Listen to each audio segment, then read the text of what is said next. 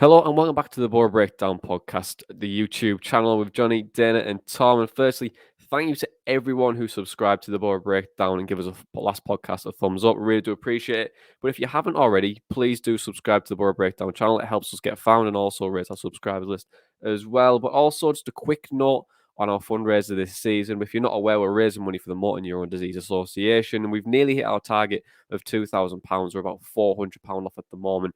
But you can actually find the fundraiser on the podcast description below. And something as little as a £5 can help us hit our target. It can change someone's care, and also it can help us get one step closer to finding the cure. But right then, let's chat about this week's podcast. In this episode, we talk about Boro's excellent performance against Nottingham Forest. We identify our players in the praising place. We discuss the changes Chris Wilder has made in comparison to Neil Warnock. We look ahead to Blackpool, and we answer your podcast questions. This is the Boro Breakdown podcast, and this is our Matchday Chatter in a pod. Wants support. Curtis Fleming is there on the edge of the area. Fleming for Craig Hignett. Hit it, Higgy. Higgy hits the treble!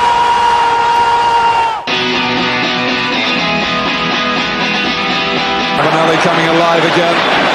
Juninho wants the ball played to him. Ravanelli spots out Emerson!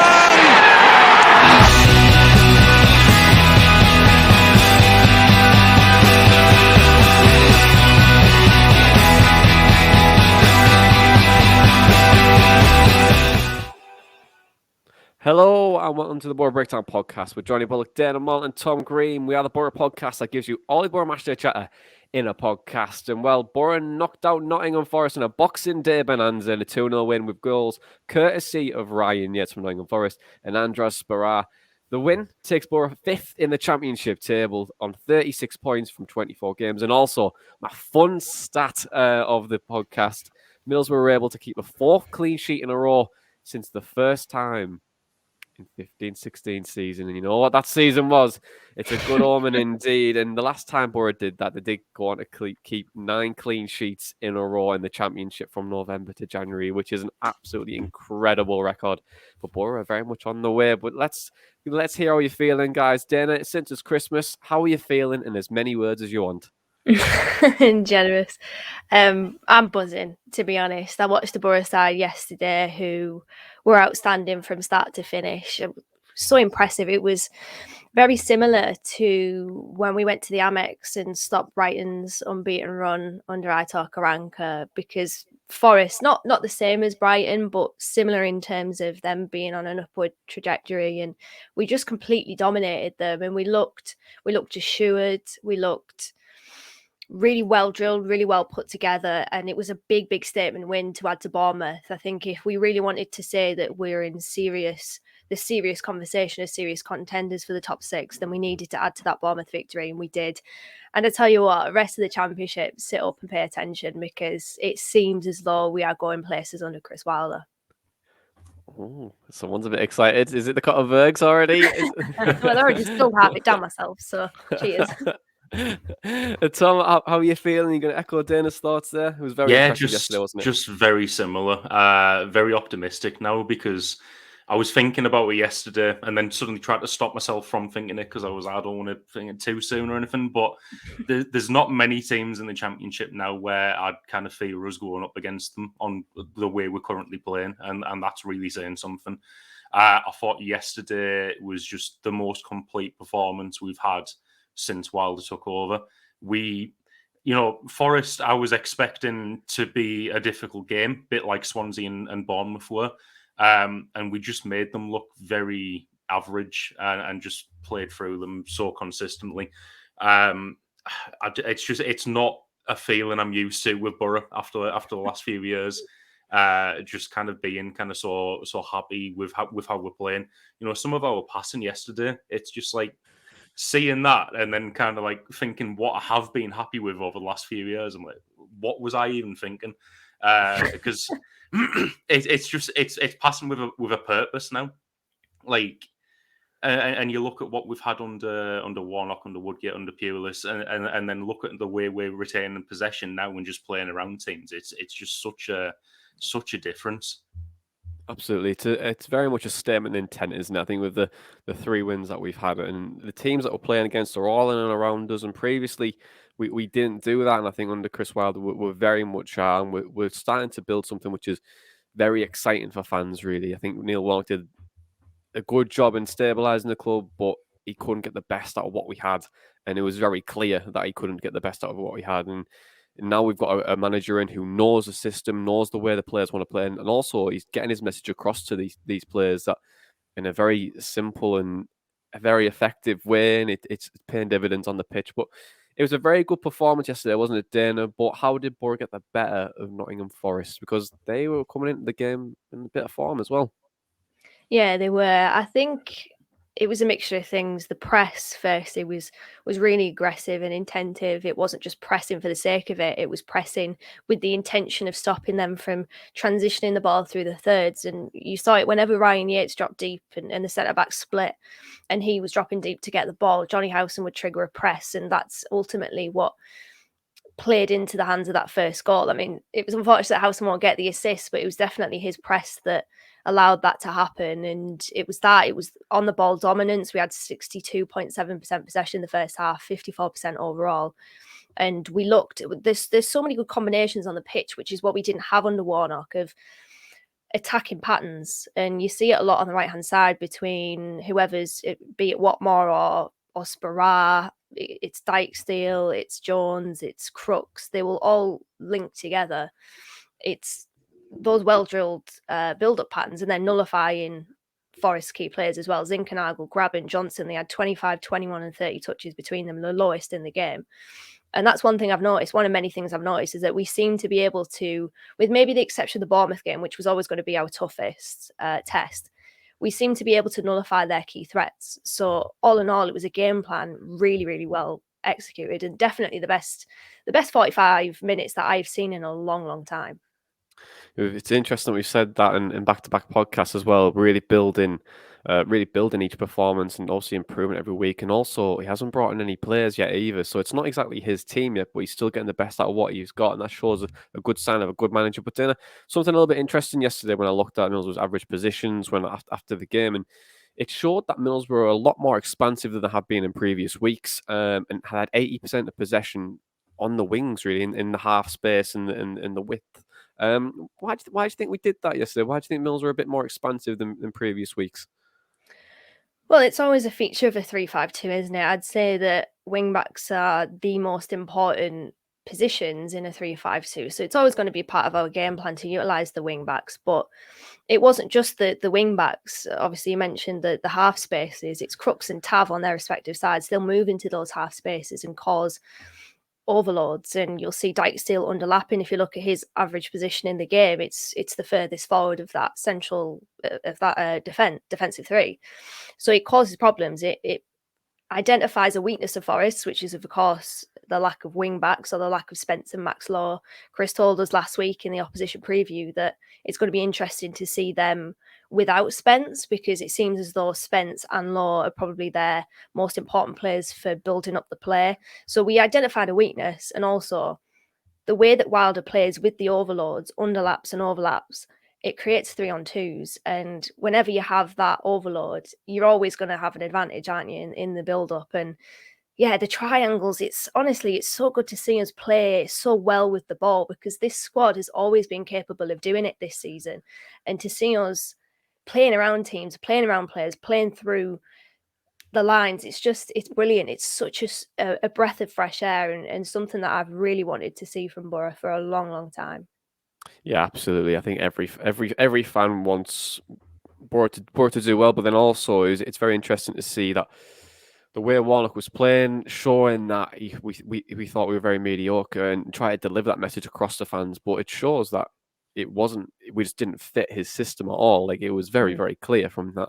And I completely echo what you were saying there, Dan. I think it is a breath of fresh air. It's so good to see a Boro team play really wonderful football, and football with intent as well. And Tom, to come back on what Dana was alluding to there about the importance of wing backs, not just obviously Nottingham Forest, but also Middlesbrough's play as well.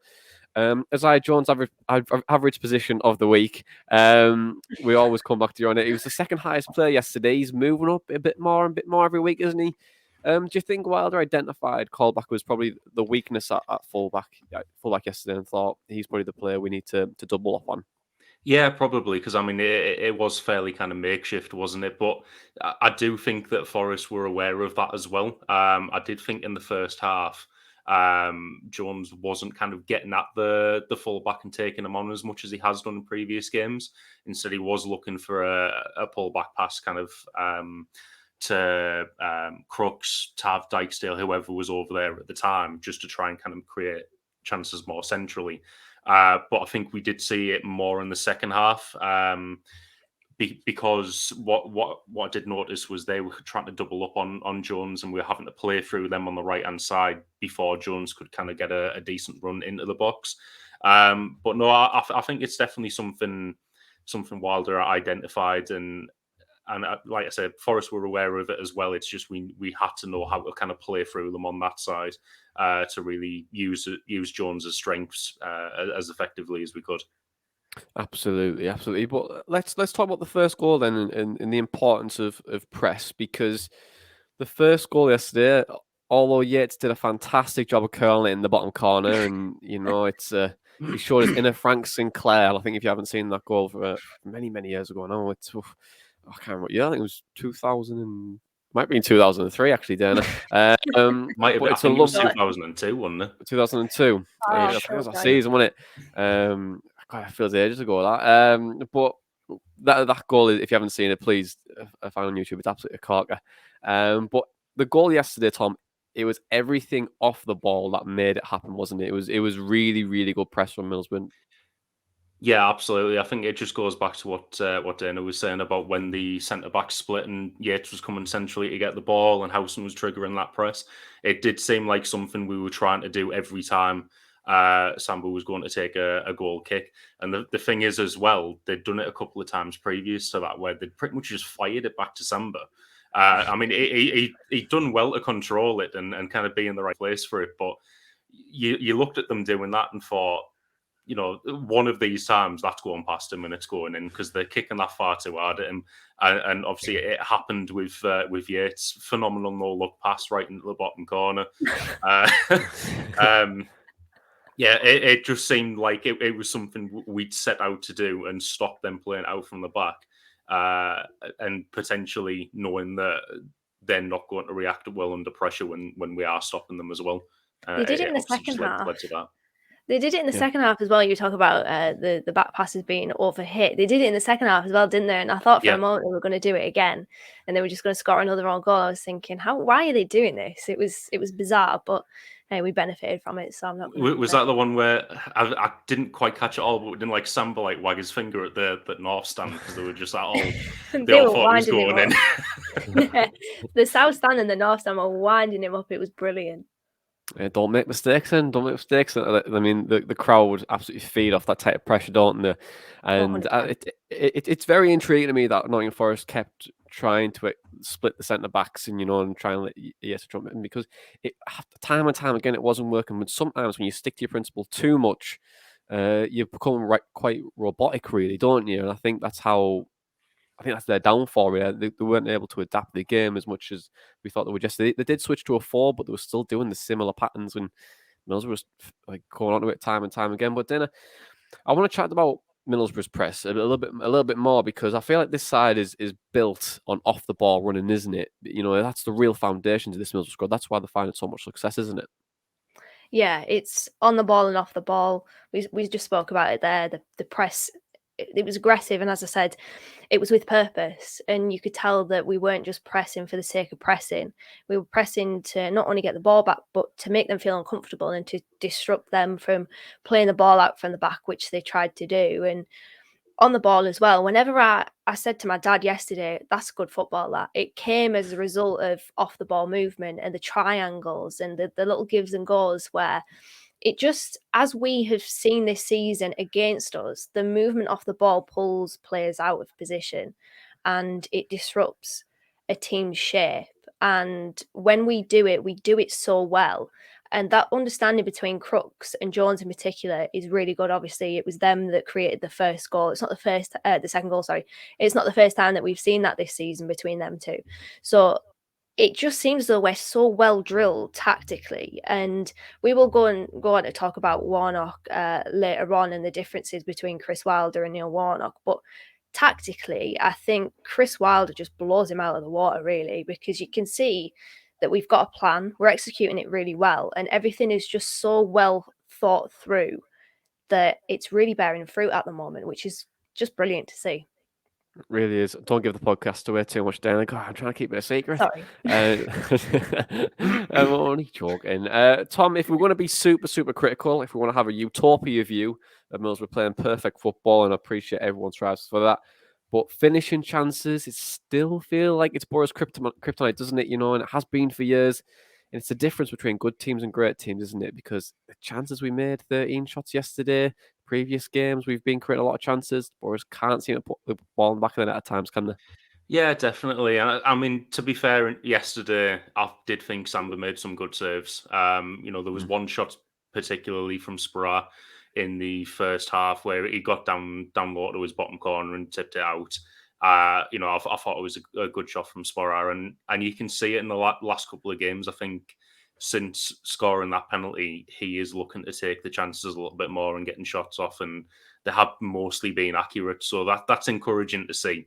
I think going forward, if we're looking at trying to take chances more, the fact that Spora seems more confident with shooting now, and he obviously got another goal yesterday, I think that can only be a good thing.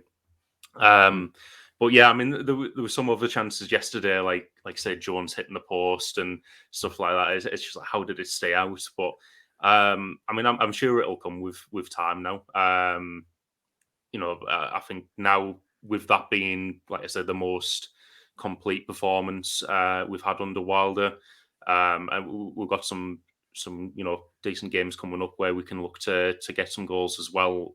If we can get everyone's confidence up and get everyone scoring, I can see that not being a problem for too much longer. We're going to absolutely blow a team away. Sorry, I feel like we're really going to blow a team away. And maybe that's naive of me to think because we do support Middlesbrough here. But in terms of our XG, there's been so much of an improvement. I mean, last week it was 3.15, I think, which is the most in a long, long time. And there was that stat where we'd had about 90 or so games not reaching that expected goals. And then we've got it. It shows that we're creating an abundance of chances that a decent quality. So I feel like one of the next teams that we're facing, in the form that we're in, we have to score 3 at least. But then again, maybe I'm being very naive then. I need to calm down.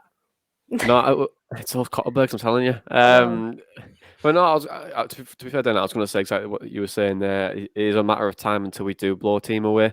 The amount of chances we create, and I'm going to come on to Spora now, and it's obviously 2-2 for him now, and he's always seems to be in the right place at the right time, but his finishing has just let him down slightly.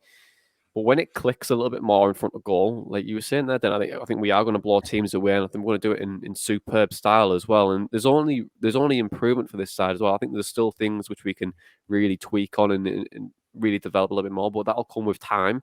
But overall, I think we are going to blow a team away, and we're going to do it in a very, very good style. And I think we'll do it with Andros Spora banging an hat-trick as well.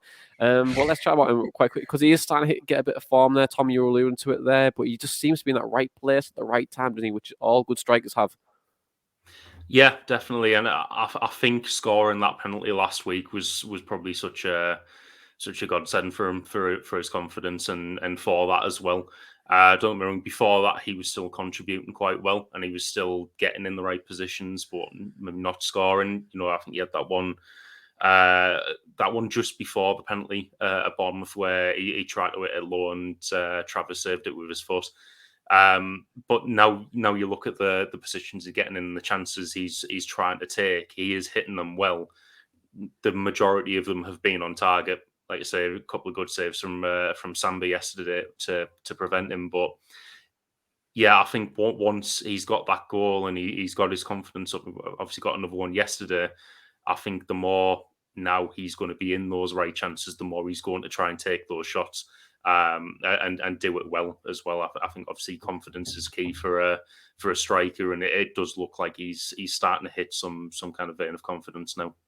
Yeah, it's what you need, especially with January on the corner and Boro looking to strengthen in that position. But on the opposite side of the pitch, Joe Lumley, improving. You know, four clean sheets in a row. Not for him, obviously. You've got Daniels who contributes to that as well. But Boro have 4 clean sheets in a row, first since the promotion season. There is more to come, but Dana and Tom, there is improvement there, isn't there? We are starting to see a bit better of Joel Lumley than we did in the start of the season. Go on, Tom. Yeah, Any of you can take it. Yeah, I mean, I think I'm just speaking from my own perspective here, but I think I need to start to trust Joe Lumley a little bit more. His distribution is promising, and there's been a big conversation about the goalkeeper's distribution of late, particularly with, well, it was with both of them, with Luke Daniels and with Joe Lumley. But I did look back at my notes from earlier on this season, and it was one of the first games that I said that his distribution is promising, and it did fall by the wayside a little bit, and I think it did get to a point where we were seeing a lot of slicing from both keepers, but there's promise in it. It was really good yesterday, and this is another thing actually in terms of the tactics and the setup. Whenever Lumley had the ball and he was kicking it out, it was to Crooks, and then Crooks would try to flick it on to Jones, and you could see that was obviously something that we were trying to do in terms of maybe going a little bit more direct. So there's definite promise in Joe Lumley's distribution. He's not been tested. Well, he wasn't tested too much yesterday. I know there was that moment where he came flying out and kung fu kicked the ball against Isaiah Jones, which I think you're always going to get a little bit of a heart in mouth moment with Lumley. But yeah, I think credit where credit's due. He's been solid recently. Yeah, I think he has. I think he has too. I think it comes with that direction. And you were saying there, dinner on tactics and stuff. I think under Warnock, we just wanted to get the ball up as much as we could, try and get our shape back, and then we'll try and get the teams on the counter attack. With this, there seems to be a bit more intent to it. You know, he's drilling certain kicks each time. So of course, when you've got that intent, then you've got that goal in mind. I think that's where you'll tend to find that you'll start to see improvements on that front. But let's talk about the praise and place then, because every week we talk about one player in particular, or we can do 3. It doesn't matter. We can do as many as we want, and we dissect why they've been the best performer this week. But Dana, praise and place, who is your pick this week? Oh, there's a few. I always have to praise Anthony Dykesdale because I just think he's wonderful. He's just such a calm, composed, astute defender. There was a moment in the second half, though, where Philip Zinkernagel blazed the ball over the crossbar where he did go to press. He didn't really cut off the pass. He just went to press Brennan Johnson, and I was like, no, Anthony Dykesdale, don't do that. And he did, and thankfully we didn't. Forest didn't benefit from it, but he's just such a good defender. So I have to give praise to Anthony Dykesdale. We saw him a lot more advanced yesterday. He was getting up the pitch a lot more. He definitely only looks right-footed. So that's probably the only thing I can say about him. He doesn't look like he has a left foot whatsoever. But fantastic. Jonny Houston, absolutely brilliant. The press that he really marshaled that midfield. And I talk about marshalling defence because I was actually going to say Dale Fry was fantastic again. Paddy McNair, you know what? The whole team were just absolutely brilliant yesterday. I can't really fault any of them. Tom, who are you going to go for? I mean, I completely echo that the whole team was brilliant yesterday, but Dykesdale was the one I had picked out for man this week. I just thought yesterday, just like Dana said, he looked so composed every time he had the ball. There was a point, I think it was only like 10-15 seconds into the first half, where he just dribbled it past one of their strikers like he wasn't even there. Like him and Fry were doing extremely well yesterday. We kind of let marauding runs out from the back. But Dykesdale, he looked like, you know, when you're playing FIFA online against someone very good and you can't get the ball off them, like you go to dribble, like you go to tackle them and they just dribble past you, and it just looked like that.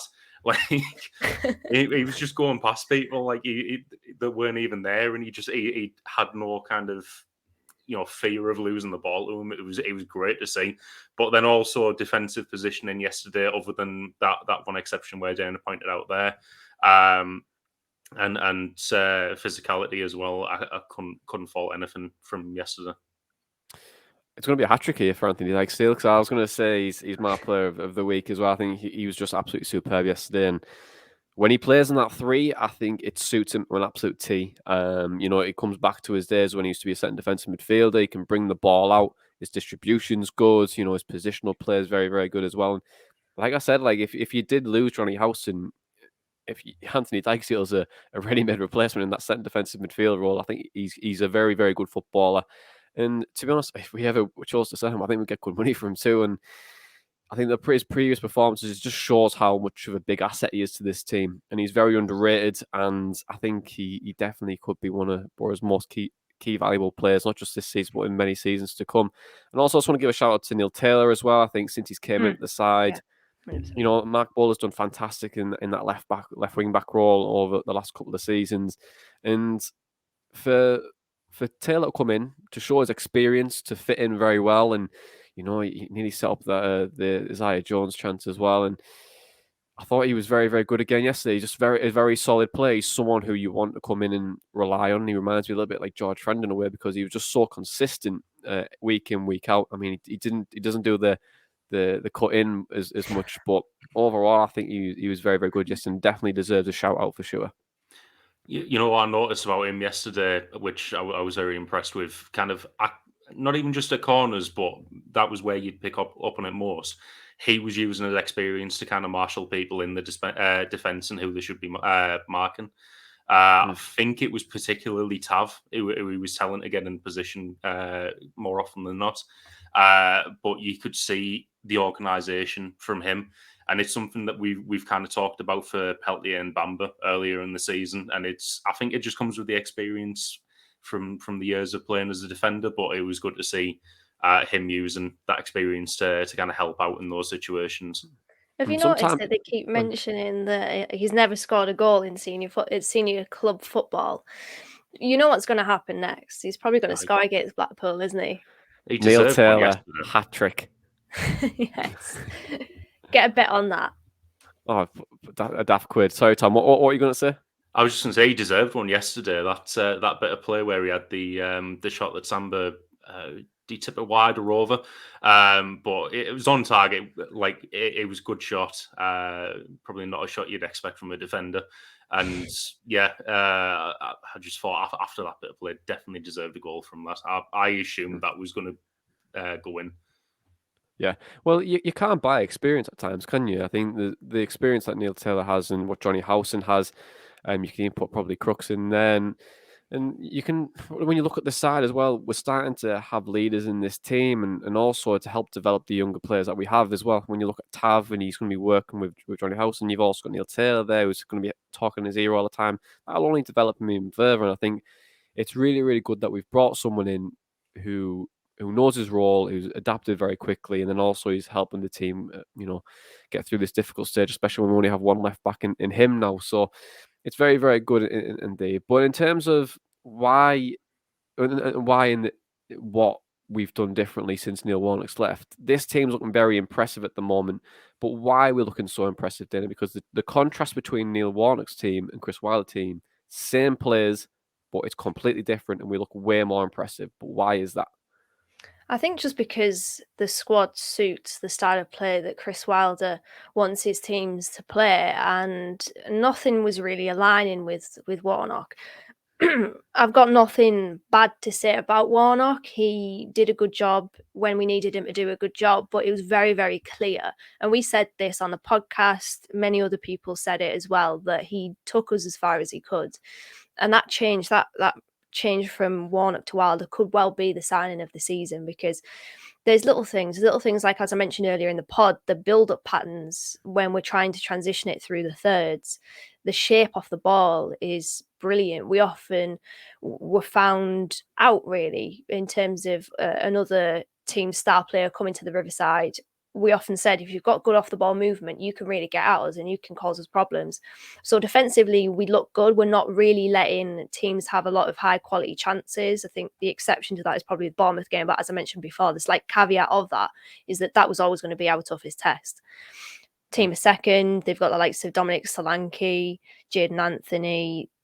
I mean, they had good players coming off the bench, really good players coming off the bench. So that was always going to be a difficult game for us. But we just have that balance now, I think. And you mentioned Neil Taylor there. The balance between the left-hand side and the right-hand side is a lot better to what we saw under Warnock, where we were predominantly lopsided. It was mostly Tav on that right-hand side.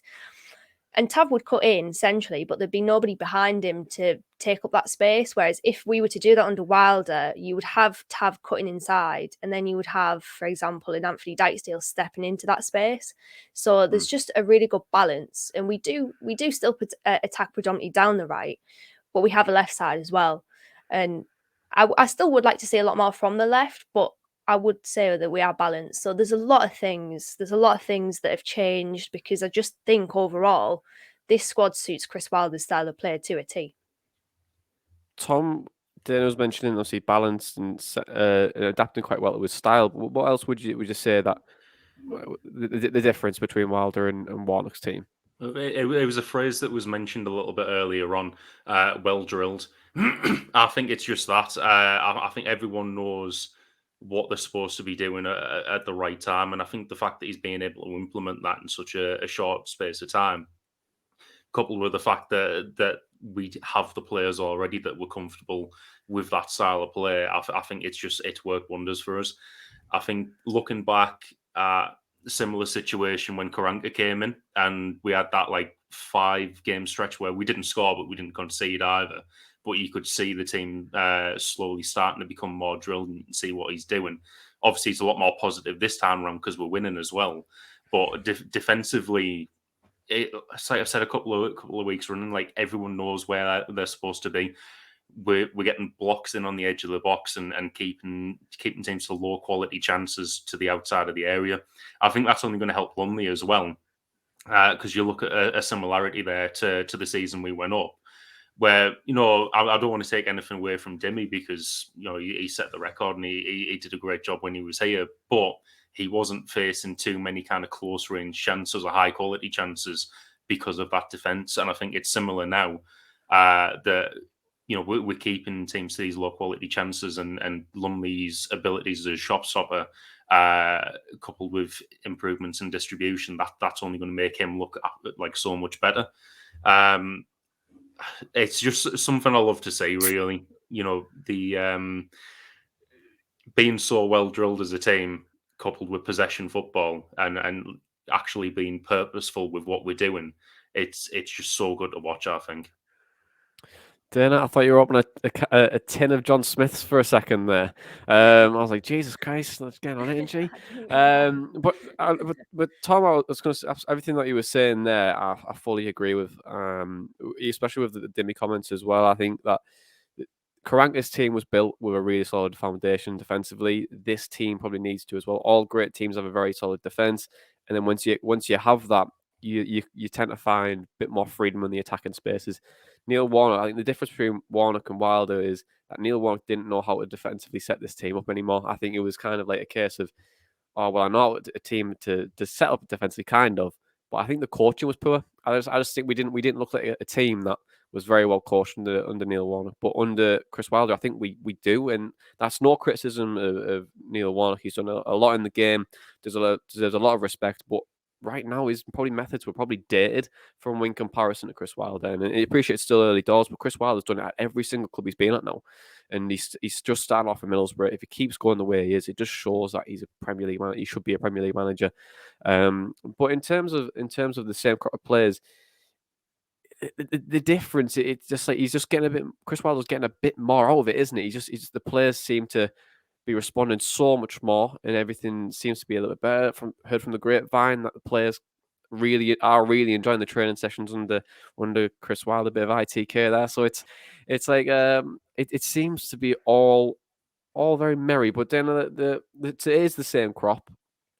But what is the main key difference? If you had to pinpoint one thing now, what would you pinpoint it down to? Like the difference. Well, as I said previously, I think the squad just suits the style of play that Chris Wilder wants to play with, and we. It was never a problem with the team or the players. I remember talking a lot about liking this squad, and I wrote a piece in Fly Me to the Moon echoing the same sentiments. It was never a problem with the players. The problem lied with the manager and the coaching, and I think exactly what you've just said there, Jonny. Chris Wilder is a better tactician than Warnock. I think we've seen that already with the back three, the overlaps, underlapping and overlapping centre halves, striker dropping deep to receive, and then we move from there. It's just so, and I'll echo what's been said on this podcast already, we're just so well drilled. And all in all, it just got to a point where it was dated. I do agree with you there with Warnock. Fantastic what he's done in the game, but there was no way that he was going to get us promoted. And we needed that change. There was a lot of criticisms of Warnock, and we got criticism for criticising him, but I think it's been justified because this change has already reaped big benefits. And I know not benefits in terms of, we haven't been promoted, we haven't won anything yet other than games. But that is the change, really. We're now winning games. It feels as though we're not going to take one step forward and 2 steps back. It feels like we are not so Jekyll and Hyde anymore. And obviously time will tell whether or not this is a long-term statement, and I'll be making this in maybe 2 months' time. But it feels different this time. And I was reading Dom Shaw's piece in the Gazette earlier. It just feels like this team is making waves. And that's why I said at the top of the pod, the rest of the championship needs to pay attention to Middlesbrough Football Club, because I've seen a lot of people almost write us off. I was watching Benjamin Buttons, I said it again, didn't I? Benjamin Bloom. Benjamin Button.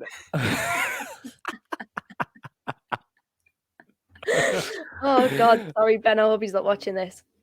I'll probably laugh at him. Shout out to Ben. He does a great he does a great show, does Ben, but just not Benjamin Button.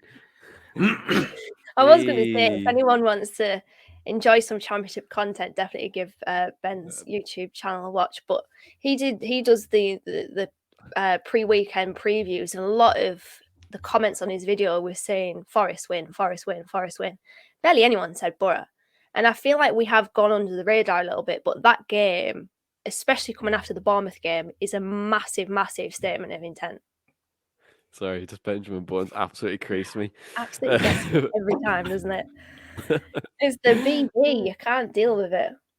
But to be fair, it is a statement of intent, and Boro have to go to Blackpool on the 29th with 3,000 travelling fans at Bloomfield Road to see if we can keep this form going. But to get a bit of insight on Blackpool this season, following our 2-1 defeat in September, we asked Dan from Up the Mighty Pools podcast to give us a bit more insight into Blackpool this season.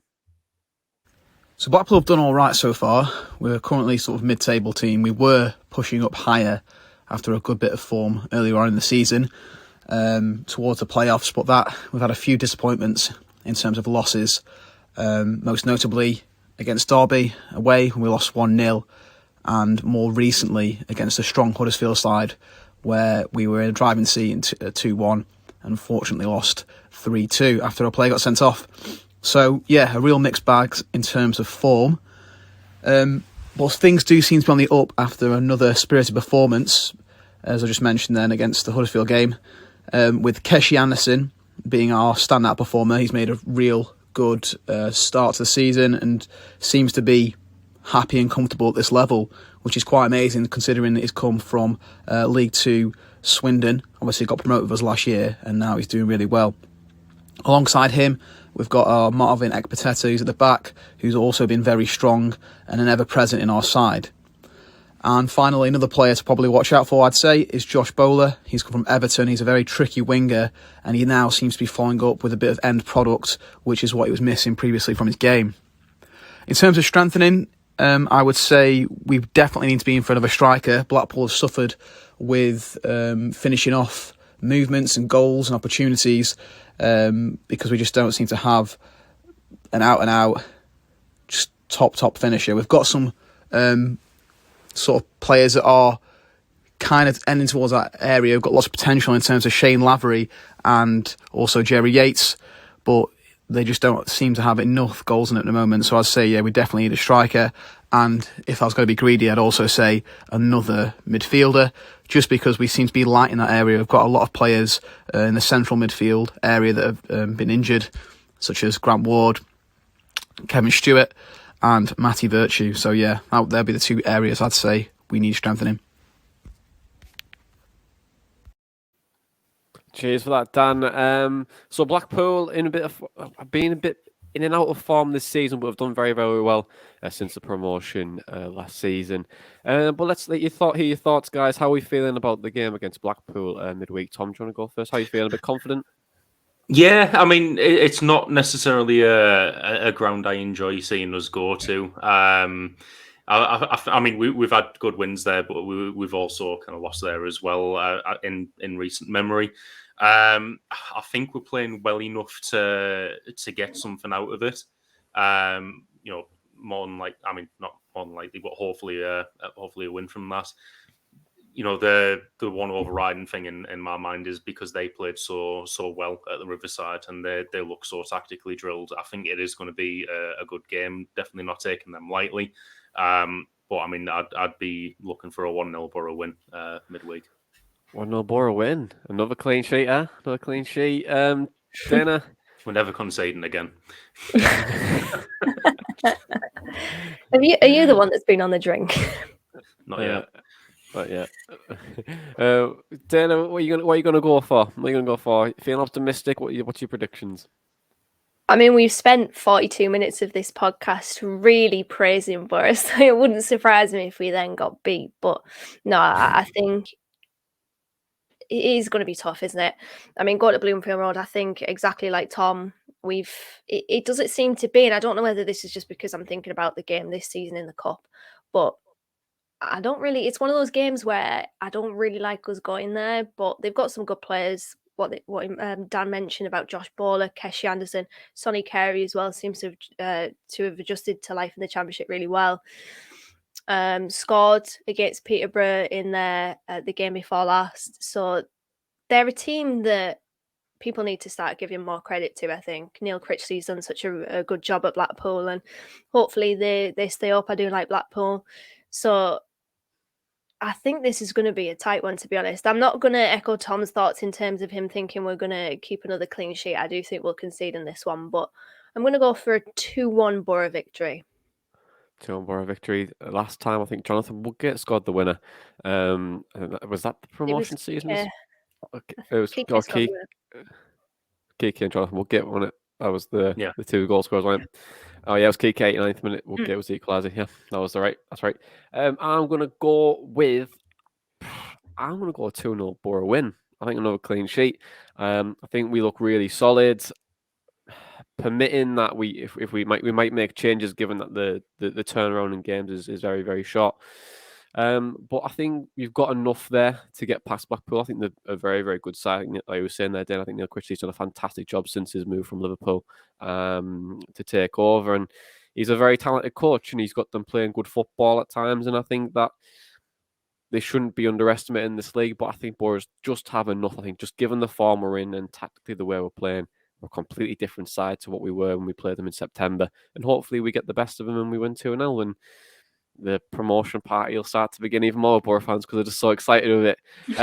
But let's move on to questions then, because you send in the questions on Twitter and we answer them on the podcast. The first one this week, Tom, I'm going to come to you first. It's from Dave McNally, and he says, Wilder hasn't used much of his squad yet. Is fatigue going to be an issue, or will other teams' pending fixtures congestion even that out?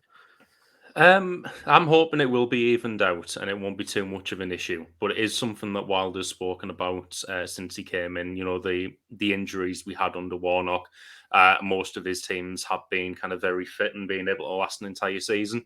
So one of the things he had mentioned in one of his press conferences was kind of getting to the root of that issue and resolving it. And I think even you look at yesterday, I actually had to stay back in the stadium a little bit longer. My dad just had an operation on his foot recently, couldn't risk the crowds. And right in front of us, I think it was Frankie Hunter was setting up the corners and stuff for a warm down, which I didn't see a lot under Warnock, to be honest. And I'm wondering if that is kind of part of a wider thing to help keep the players fresh and not be fatigued as much, and just making sure they're doing full warm downs and getting more sports science involved in it. Absolutely. It'd be interesting to see how we combat that. But I think you're absolutely spot on there, Tom. Sports science does play a massive part, and then obviously seeing Frankie Hunter do that is a really, really positive thing for Boro as well. And I think we're only a few players. I think 2 or 3 injuries, and we're knackered. I think so. Hopefully, if we can try and bring a few more players in, then that'd be ideal. But next question, Dan, I'll come to you. It's from Andy, and he says, "Are we capable of breaking the top two? Can Boro be stopped?" Very optimistic as Andy. But can Boro break it in the top two? We're not that far off now. Yeah, I mean, I'm very excited about Boro under Wilder, and I think that we could definitely be in the conversation for promotion, but top two might be a little bit of a push. I am worried about January. We have seen times in the past, particularly under Tony Mowbray, where January onwards has basically derailed our season. And in fairness, under Warnock, it was exactly the same. We thought, or we assumed, that we had improved in terms of the personnel and the options in the squad, and really we didn't. And I think in part that was because Warnock didn't really know what to do with the options that he had. So I'm hoping that in January we, instead of maybe taking away the squad camaraderie, we just add to it, and we add more meat to the bones rather than doing anything that can maybe turn our form a little bit sour, which obviously is never the intention, but sometimes you just don't get the blend and the right mix of players, and sometimes players just don't hit the ground running. So January is a massive, massive month for us. We are, of course, one of the most informed teams in the Championship, and it shouldn't be underestimated how good we have been and how promising the signs are in the last couple of games. But I think I would probably wait until after January. I think I'm going to be coy on that and say, ask me in February. You see, yeah, I always told you then, November to February, most important months of the Championship season. So we'll be interesting to see how we cope with that. But I think top two is a bit too far for me. I think I'm slowly changing my mind that we'll make playoffs, to be honest. I was very adamant that we'd have 7th place pretty much nailed on this season, or like 7th to 11th, really. Especially under Neil Warnock, I didn't think we were going to break in. But under Wilder, it's just like flip the script, doesn't it? And we'll see. We need to add to this squad. We definitely need to add. But Jeff has given us another question. Tom, I want to come to you, and he says, "Are Paddy McNair, Anthony Dykesdale, and Jonny Howson the best players in the Championship?" Probably wouldn't go that far, but maybe on form, maybe they could be. The top two teams are struggling a little bit at the moment. Who are obviously loaded with good players, and the improvements that these players in particular have made under Wilder. On form. There was people talking about Howson on BBC Tees yesterday, actually calling him Benjamin Button on purpose, because they say he's absolutely rolling back the years in centre mid, and I'd agree with that. Like, that is so far under Wilder, that's the best I've seen Jonny Howson play for us. And there was a time, kind of earlier this season and last season, where you just thought, how much longer's Howson got with us, because he's not really kind of contributing too much, but you can see what he has to offer now in the system. I think he's fitted into it very well. Yeah, he's very much benefited, hasn't he? I think he's the one player that has probably benefited the most under Chris Wilder is Jonny Howson. Paddy McNair and Dykesdale are up there. I think they're really good quality players, but there's just a bit. I think this is a bit more in the Championship in comparison to them both. The next question. I'm going to stick with you, Tom.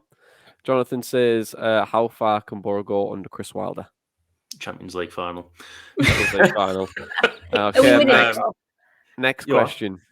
Are we winning it, though? Yeah, of course we are. Yeah, just absolutely play like Real Madrid off the park or something. I think we're going to play Sevilla in the Champions League final, and then we're going to avenge that defeat from 2006. We'll go full, and then Chris Wilder will take the England job.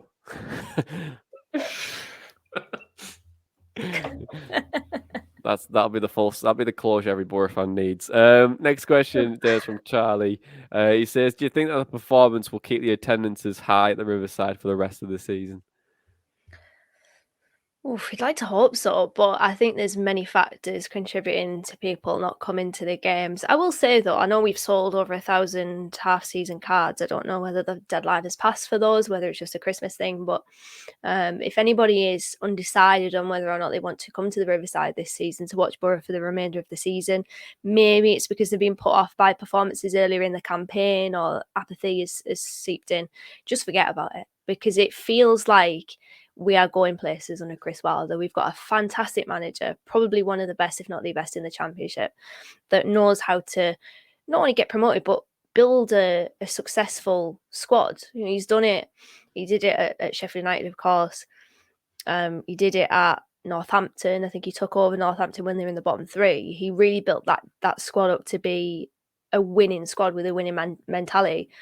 I would just say join the hype train, really. Join the Chris Wilder train, because it does feel as though, and again, this is only really a feeling, although we can definitely couple it with what we've seen from Boro, that we are only going to improve. And you can get 10% off your season ticket with Dana 10. So that's Dana 10.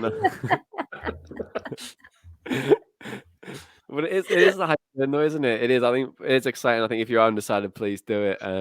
Just to note that discount code does not exist. I just need. I have to clarify that. I'll be getting emails from Boro for that. But the next and final question. It's from Ryan, and I want you both to answer it. And he says, do you think it would be the best interest for the club to sell Tav and invest the money in more squad depth? We spoke about this last week, and we did it in depth as well around.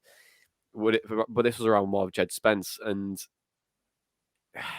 do we sell Tav and invest it in the squad, or do we not? Because Boro are able to invest. Chris Wilder did say we are. So Dana, you can go first. Tom, I'll let you take us home.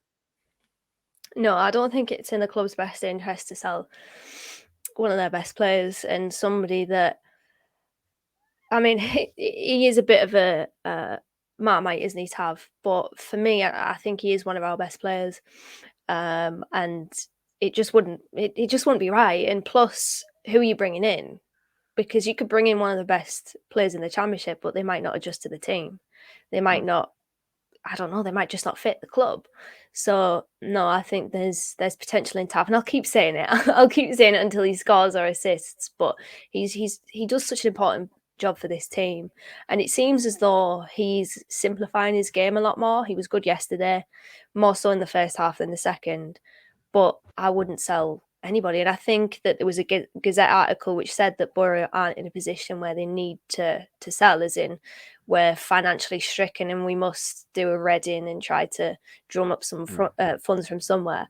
So yeah, I wouldn't. Not for me. Okay, Tom. No, same. I don't think it's in our best interest to sell unless it was like an unrealistic money, fee for signing of like 50 million or something like that. I wouldn't be dreaming of actively trying to sell Tav. Something I was thinking about yesterday. Now, we've said it before about McNair, where we said he seems to be kind of ready-made for this system because he wasn't quite a centre-back, wasn't quite a centre-mid. I think Tav is similar in that he wasn't quite a winger, wasn't quite a centre attacking mid, and he'd played centre mid a couple of times, but in a two and didn't look so convincing there. I think the system's benefited him as well, being on the left side of that three, because I think despite the fact that he hasn't scored or assisted, he still offers a lot in that centre midfield, and I think teamwork is improving from that side of things as well. He's doing stuff for the team without kind of looking flashy and individual. And I just think he is probably a vital part of that midfield. We shouldn't be looking at selling him at all. Absolutely. Like we were saying on a previous podcast with Tav, it's like stats and contributions. Like it's this conversation can go on forever.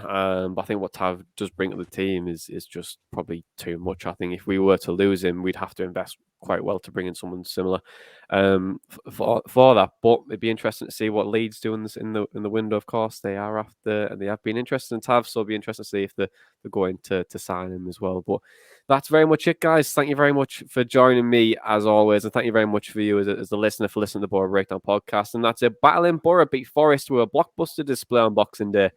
This Chris Wilder fella's a bit of a Christmas cracker, isn't he? This is the Boro Breakdown podcast, and that was our match day chatter in a pod. Up the Boro Breakdown.